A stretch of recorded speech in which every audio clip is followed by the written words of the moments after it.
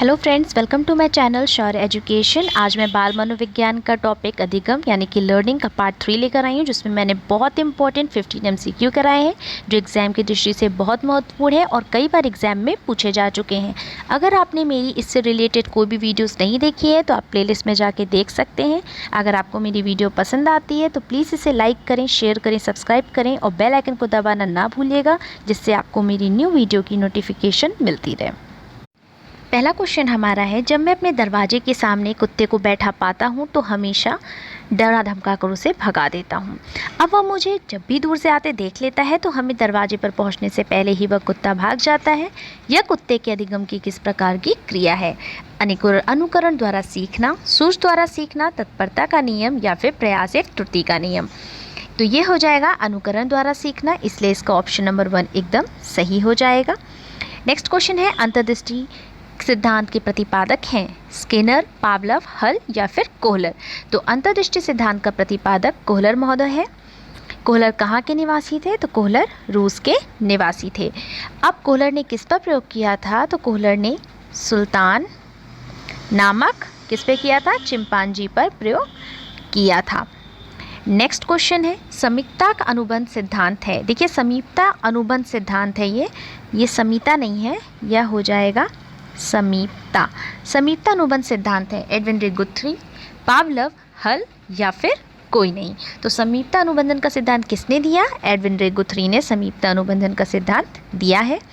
Next question, Thorndike के उद्दीपक अनुक्रिया सिद्धांत में पुनर्बलन का कार्य करता है क्या? बिल्ली, अनुक्रिया, उद्दीपक या फिर तीनों? बिल्ली, अनुक्रिया, उद्दीपक। तो जो थॉर्नडाइक के उद्दीपक अनुक्रिया सिद्धांत में पुनर्बलन का कार्य कौन करता है? तो वो उद्दीपक करता है, इसलिए ऑप्शन नंबर 3 इसका एकदम सही हो जाएगा।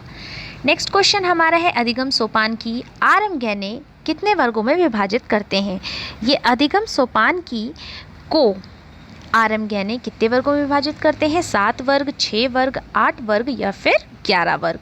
तो ये 8 वर्गों में विभाजित करते हैं, ऑप्शन नंबर 3 एकदम सही हो जाएगा। अधिगम को प्रभावित करने वाले कारक नहीं है। देखिए, पूछा जा रहा है कारक नहीं है। क्वेश्चन को हमेशा ध्यान से पढ़िएगा कि नहीं लिखा है या नहीं लिखा है। तो अधिगम को प्रभावित करने वाले कारक नहीं है।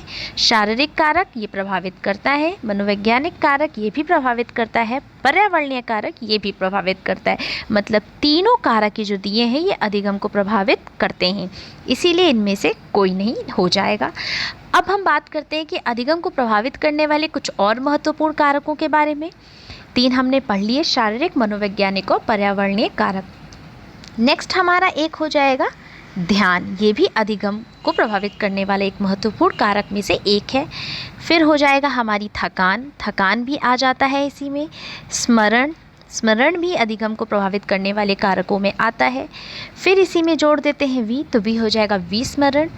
अभिप्रेरणा भी एक बहुत ही महत्वपूर्ण है जो अधिगम को प्रभावित करता है।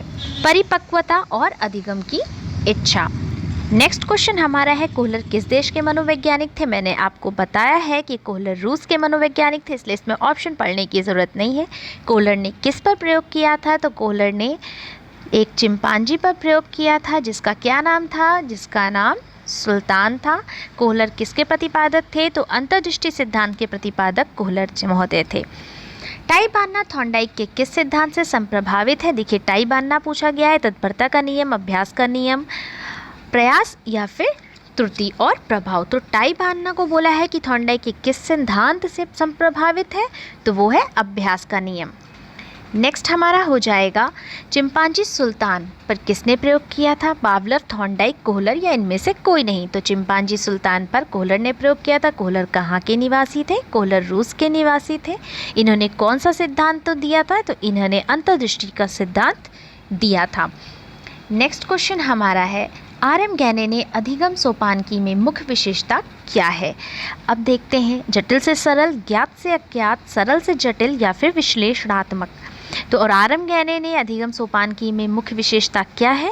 तो वो हो जाएगी सरल से जटिल की ओर, इसलिए इसका ऑप्शन नंबर 3 एकदम सही हो जाएगा। इससे पहले मैंने आपको क्वेश्चन बताया था कि अधिगम सोपानकी को आरएम गहने ने कितने वर्गों में विभाजित किया है? कितने वर्गों में? तो 8 वर्गों में अधिगम सोपानकी को किसने? आरएम गहने ने विभाजित किया है। कौन सा मनोवैज्ञानिक अपने अधिगम के सिद्धांत में स्वयं सिद्धों एवं प्रमेयों का प्रयोग किया है? कोहलर, स्किनर, गुथरी या फिर हल? तो इसका आंसर हो जाएगा कोहलर। कोहलर कहाँ के निवासी थे? कोहलर रूस के निवासी थे। इन्होंने चिंपांजी पर प्रयोग किया था। चिंपांजी का क्या नाम था? चिंपांजी का नाम सुल्तान था। कोहलर ने कौन सा सिद्धांत दिया था? तो कोहलर ने अंतर्दृष्टि का सिद्धांत दिया था। सीखने के लिए किस तत्व का होना आवश्यक है? भूख, भोजन, आनंद या फिर पुनर्बलन? तो सीखने के लिए भूख का होना आवश्यक है। नेक्स्ट क्वेश्चन हमारा है, अप्राकृतिक उद्दीपक कौन है? भूख, भोजन, पुनर्बलन या फिर घंटी की आवाज़? तो अप्राकृतिक उद्दीपक पूछा जा रहा है, तो अप्राकृतिक उद्दीपक घंटी की आवाज़ है। चलिए अब हम ये भी जान लेते हैं कि ये प्राकृतिक उद्दीपक कौन है। अप्राकृतिक उद्दीपक के बारे में हम जान गए हैं और अप्राकृतिक अनुक्रिया क्या होती है। प्राकृतिक उद्दीपक हमारा हो जाएगा भोजन। क्या हो जाएगा? भोजन। प्राकृतिक उद्दीपक हमारा भोजन है, अप्राकृतिक उद्दीपक हमारा घंटी की आवाज़ है। और प्राकृतिक अनुक्रिया क्या है? प्राकृतिक अनुक्रिया लार का आना है। नेक्स्ट क्वेश्चन है, समय की पाबंदी का ज्ञान होता है अभ्यास के नियम, अनुकूलित अनुक्रिया, तत्परता के नियम या क्रिया प्रसूत से?